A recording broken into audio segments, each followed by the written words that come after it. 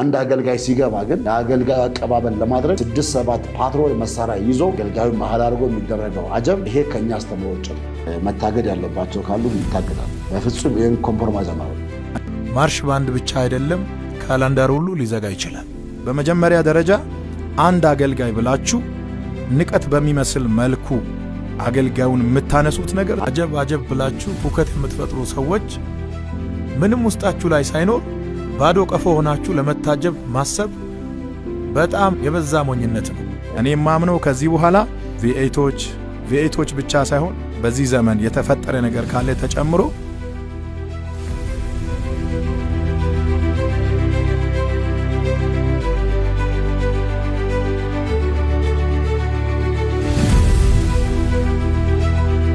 አብር ስፍራ አጥቶ ቢቸገር ምዕመናን ስላለ የመንግስት አካላት እሱን ያርጉናል።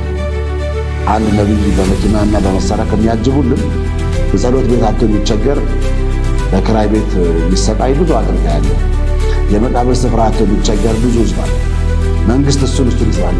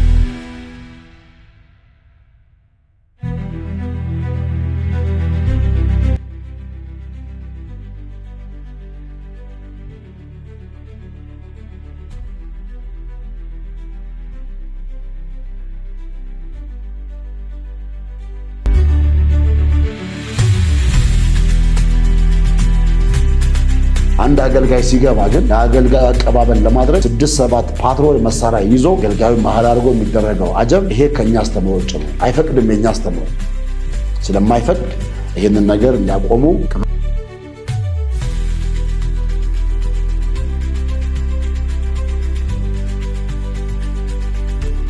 አንድ አገልጋይ ወደ አንድ ከተማ ሲገባ 7 እና 8 ፓትሮል ለምን ያስፈልጋሉ የሚል ጥያቄ የምታነሱ ሰዎች በባጃጅ ታጅቦ እንዲገባ ነው የምትፈልጉት?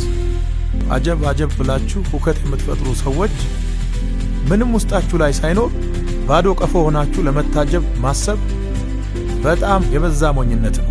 በመጀመሪያ የመንግስት ፓትሮል የሚወጣው ዌልካም ለማለት የሚወጣው የህዝቡን ደህንነት ለመጠበቅ ነው።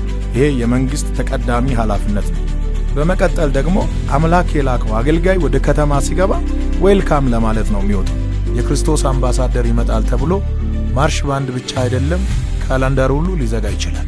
በመጀመሪያ ደረጃ አንድ አገልጋይ ብላችሁ ንቀት በሚመስል መልኩ አገልጋዩን የምታነሱት ነገር ተገቢ አይደለም።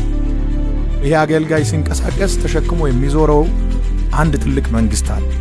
እኔ የማምነው ከዚህ በኋላ ቪኤቶች ብቻ ሳይሆን በዚህ ዘመን የተፈጠረ ነገር ካለ ተጨምሮ አገልጋዮች ዌልካም ይባላሉ። አለመቀበል እንደምትቸገሩ ያውቃለሁ፣ ግን ኦፕሽን የላችሁ። አገልጋዮችን በንቀት አትዩ። አገልጋዮች የእግዚአብሔር ቃል አቀባዮች ናቸው።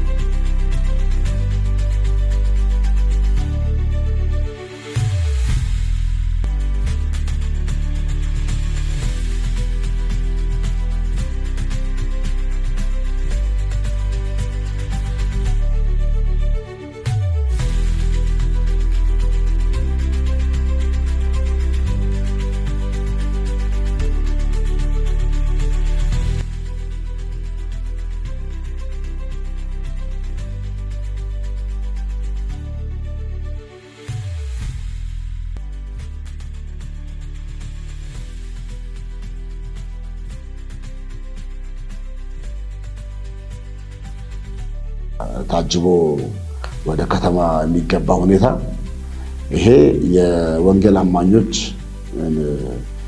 አስተምህሮ በፍጹም እንቃወማለን። እንደዚህ አይነት ነገር እኛ አንደግፍም። የመንግስት አካላትም አንድ አገልጋይ ወደ ከተማ ሲገባ ፖሊስ አሰልፈው ጦር መሳሪያ ሲይዘው አጀብ ፈጥረው ግርግር ተፈጥሮ ከተማው ላይ ሌላ አካል የገባ እስኪመስል ድረስ እንደዚህ ማድረግ ተገቢ ነው ብለን እናምናለን። ይሄ እንደዚህ ማድረጋቸው ለወንጌል አማኞች ክብር መስጠትም ማለት ነው። አጀብ ግን ለምን ያስፈልጋል? ጦሩ የመንግስት ነው፣ ሰራዊቱ የመንግስት ነው እና ከተማው ላይ አንድ ኃይል የገባ እስኪመስል ድረስ የሚፈጠሩ ግርግሮች ተገቢ አይደለም። እሱ ላይም ካውንስሉ እርምጃ ወስዷል። እንደዚህ የሚያደርጉ አገልጋዮች፣ የተለያየ ስያሜ ያላቸው አገልጋዮች ሊታረሙ ይገባል ብለን በጥብቅ ነው እኛ ይሄን የምንቃወመው። ፈጽሞ የወንጌል አማኞች ኢሜጅም አይደለም፣ መጽሐፍ ቅዱሳዊም አይደለም። ምንድነው ትርጉሙ? በመሳሪያ ታጅቦ በዛ ሁሉ ግርግር ወደ አንድ ከተማ መግባት ምንድነው ትርጉሙ? መጽሐፍ ቅዱሳዊ ቤኔፊቱ ቫልዩ ምንድነው? እሱ ነው ትርጉም አልባ ነው ለኛ። ስለዚህ እኛ ኢየሱስ ክርስቶስ ባልሄደበት መንገድ ከመጽሐፍ ቅዱስ ባልተማርነው መንገድ በዚህ መንገድ ግርግር ፈጥረን መሄድ ሌላ መልእክት አለው። እንግዲህ ስጋት አለ ማለት በመሳሪያ ታጅቦ የገባ አንድ አገልጋይ ከተማው ላይ የሚፈራው ወይ ከህዝብ የተበደረው ገንዘብ አለ ወይ ከዚህ ቀደም ከህዝቡ ወስዶ ያስቀረው ነገር አለ። ለዛ ከተማ ላይ አደጋ ሊያደርስበት የሚችል የሆነ አካል አለ ማለት ነው። ታጅቦ ከገባ ሰላም ከሆነ ወንጌል ሊሰብክ የሚገባ ከሆነ ወንጌል ሊያገለግል የሚገባ ከሆነ ምን ያስፈልጋል? ለምንስ ብቻውን አይደለም? አጃቢዎችስ ምን ያደርጋሉ? ምን ያስፈልጋል? 5-6 አጃቢዎች፣ አንዳንዱ በጌታ ናቸው፣ ሌሎች ደግሞ ያላመኑ አጃቢዎችንም ይዘው የሚሄዱ ሰምተናል። ሽጉጥ ታጥቆ መሳሪያ ታጥቆ የቪኤት ጋጋታ አሰልፎ በጣም ግርግር ፈጥሮ ወደ ከተማ መግባት ምናልባት የህዝቡን ቴንሽን በመስረቅ ገንዘብ ለማሰባሰብ የሚጠቀሙበት መንገድ ሊሆን ይችላል የሚል ግምት አለን።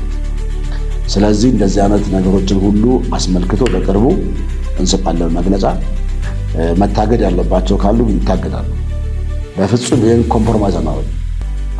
ምክንያቱም በካውንስሉ አብረን በጋራ ስናመልክ፣ በጋራ ስናገለግል፣ በጋራ ስንታቀም ካውንስል ለእንደዚህ አይነት ነገሮች ጥላ ሆኖ አይደለም። እንዲታረሙ፣ እንዲመለሱ፣ እንዲስተካከሉ ነግረናል። ተደጋጋሚ በአካል ተነግሯቸዋል፣ በጽሁፍ ተነግሯቸዋል፣ ሰርተፊኬት ሲወስዱ ፈርመዋል። ይሄ ሁሉ ተደርጎ አንመለስም ብለው የዘይት ንግዳቸውን ከቀጠሉበት ዘይት መነገድ በካውንስሉ ፈጽሞ ስለማይፈቀድ ችርቻሮ እሱን የሚፈልግ ሰው ካለ ሱቅ ከፍቶ ማከፋፈያ ከፍቶ አድርጎ የዘይት ማከፋፈያ ከፍቶ እዛ መክፈት ይችላል። በራሱ ንግድ ፍቃድ ከመንግስት ወስዶ ይችላል ማከፋፈል። በካውንስል ፍቃድ ግን አይቻልም። ዘይት የመነገድ ፍላጎት ያለው ሰው ካለ የዘይት ፍቃድ አውጥቶ ከመንግስት ከንግድ ቢሮ መነገድ ይችላል። ከዚህ ውጭ ግን በካውንስል ፍቃድ ዘይት መሸጥ አይፈቀድም። በዘይት ግን መጸለይ ይቻላል። ችግር የለውም።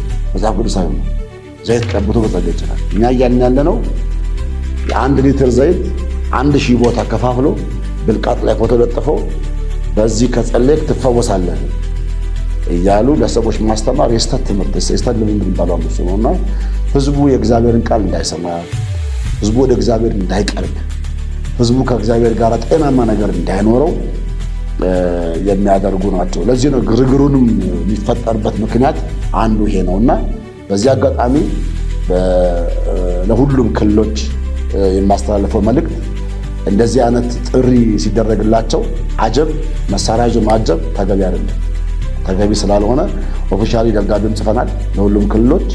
ይሄ ነገር ቢጠየቁም እንኳን የመንግስት አካላት እና በተለይ ሴኩሪቲ አካላት ከዚህ ነገር ትንሽ ጠበቅ ኮንፈረንስ ከተካሄደ ሰው ከፍተኛ መገፋፋት ስላለ ሰው እየፈተሹ ሊያስገቡ እሱ ይጠበቅ ይችላል። እኛ ያለነው እሱን አይደለም የምንላለው።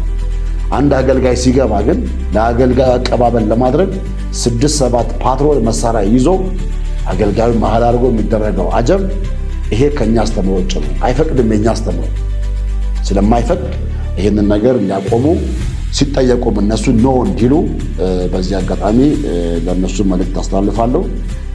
ዘይት የምትሸጡ አገልጋዮችም አቁሙ፣ አትሽጡ። በዘይት ግን ጸልዩ። ሊስት አድርገናል። እዚህ ውስጥ ያሉትን አገልጋዮች በቅርቡ ይፋ እናደርጋለን። አመሰግናለሁ።